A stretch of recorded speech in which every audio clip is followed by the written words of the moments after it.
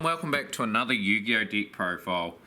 Today we are showcasing Bandit Keith. Let's get straight into it, starting off with his monsters. Of course, we've got Zoa in the deck, 2600 attack, 1900 defense. Very versatile monster, and we'll showcase why later on in this profile. Next up, got good old Barrel Dragon, 2600 attack, 2200 defense. Very good effect too. Once per turn, you can target one monster your opponent controls. Toss a coin 3 times and destroy it if at least 2 of those results are heads. Very versatile card. Can clear the board and also get you out of a dire situation in a character deck duel. Got Launcher Spider, 2200 attack, 2500 defense. Now I've got what I believe is his most useful monster in his deck, and that is Machine King, 2200 attack, 2000 defense. You're probably wondering why. Say for example if you get 3 or 4 machines on the field, this guy gets 100 attack for each machine type monster on the field, so he can really boost up very quickly and is very easy to summon. So that is why I'm labelling Machine King probably his most useful monster to get out onto the field. I've given Bandit Keith Image 2500 attack, 2300 defense. I think everyone recognises this monster from the series, that is Slot Machine. Attack of 2000 and defense of 2300. Now Slot Machine can utilise 7 completed and a few of the other spells in this profile, so it can boost up very quickly. Righto, we were talking about Zoa before. Pretty much if you equip Zoa with Metalmorph, you can pretty much go into the stage of Metal Zoa if it's in your hand. Attack of 3000, defense of 2300. Very, very situational. I would rather in a duel keep Zoa with Metalmorph because of the benefits that would have. Because you gain quite a bit of attack with Zoa with the Metalmorph equipped when you're fighting a monster. But yeah, Metal Zoa is in the deck anyway, and it is a decent beat stick. This card, Ganesha Elephant, 2400 attack, 2000 defense, was seen in the duel when I believe Bandit Keith was dueling Pegasus, and the little kid come out from the crowd that Pegasus handpicked and beat Bandit Keith. And again, another very decent monster. Now, in the deck now, guys, I play 3 mechanical chasers in the deck. And this is a very good 4-star monster. 1850 attack, 800 defense. It's just a good solid monster to start off with to get on the front foot straight away. And if you get, like, say, a machine conversion factory, equip that and it has 2150 attack, usually gets over the high defense of, say, a 2000 defense monster that, say, Yugi has, like Giant Soldier of Stone or Mystical Elf. Very, very useful. I run also in this deck 3 ground attack Bugroths. Just a decent card, 1500 attack, 1000 defense. Of course, you can utilise your spells and traps in this deck to boost it up. I run this in Bandit Keith's deck, Cyberjar, 900 attack, 900 defense. Everyone knows how devastating Cyberjar can be, as showcased in the Kyber profile. Please go check out the other profiles, by the way, too, guys. They are amazing. Next up, a very nasty monster.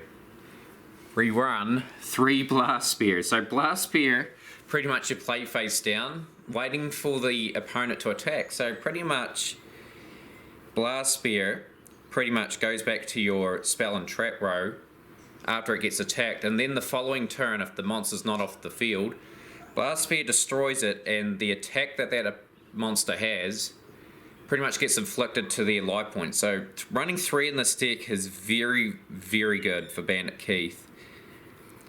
Say for example there's a lot of strong monsters on the field, you can pretty much play these guys and wipe out basically all your opponent's life points. Had to innovate with this card here, guys. Pretty much a couple of Bandit Keith cards were unavailable. Couldn't get in the TCG, or the OCG for that matter. So I've given him this card here, Helping Robo for Combat. 1600 attack, 0 defense.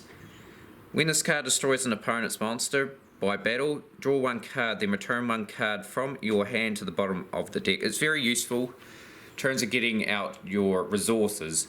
So that's why it's in there, and it's a machine. It fits well within Bandit Keith's deck.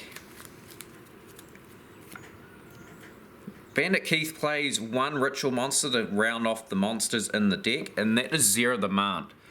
Zero the Mant, probably a good, easy ritual to summon. 2800 attack, 2300 defense, and a very good beat stick.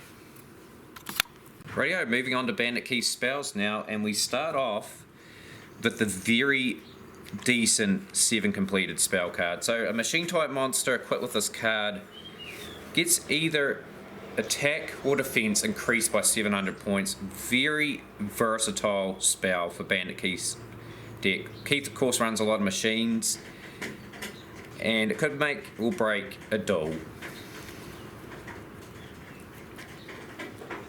Now I play 2 stop defenses in this profile, pretty much self-explanatory. That card, swap a monster from defense to attack.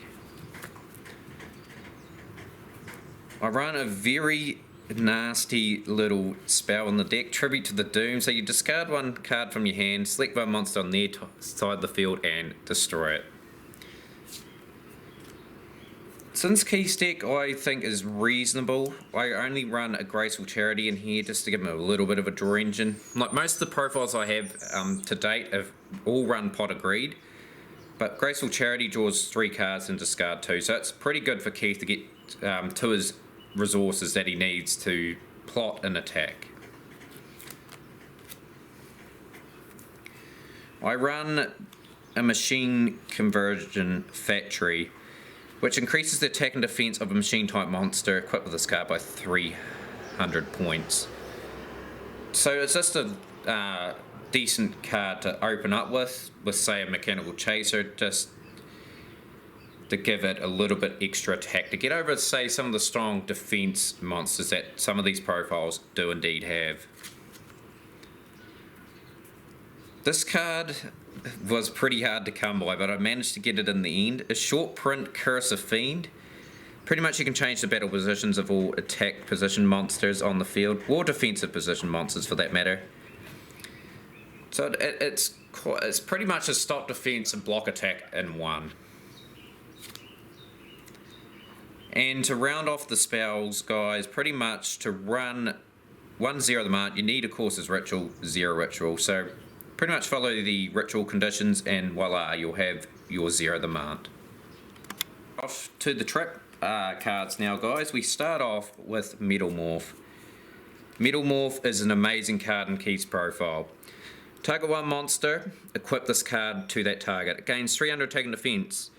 It's the second part of this effect that is really devastating. So if you attack an opponent's monster, you gain attack to the equivalent of half that opponent's monster's attack. So say for example you're attacking a Dark Magician in a character deck duel, an additional 1250 attack to your monster, and that is why this is so good in Bandit Keith's deck, because he's got a lot of decent cards that gives them a little bit of X factor if they get on the field with this card. I run 2 Time Machines, so pretty much when a monster is destroyed on your side of the field, you can instantly bring it back with Time Machine. Same position on the field, attack or defense. Very useful in terms of stalling. We're very useful for bringing back a very strong monster from your graveyard that got destroyed in battle. Next, I run Magic Jammer. Pretty much self-explanatory, discard one card, negate the activation of a spell card, and destroy it as well. A very powerful card here in Solemn Judgment. The Solemn cards are very powerful in the game of Yu-Gi-Oh! And this one is really good as well. When a monster would be summoned or a spell or trap card is activated, you pay half your life point. Sure, it's a big cost, but you can get rid of such a very pivotal card in a character deck duel. And that rounds out the trap monsters, guys. Thank you so much for watching the profile here today. We're going to round off with probably my favourite monster from Keith's deck, just to showcase. And that is pretty much, if I can find him, I really rate this card in this deck, Machine King. So go check out the other deck profiles as well, guys. We've got 4 others up at the moment. But for now, I will catch you later.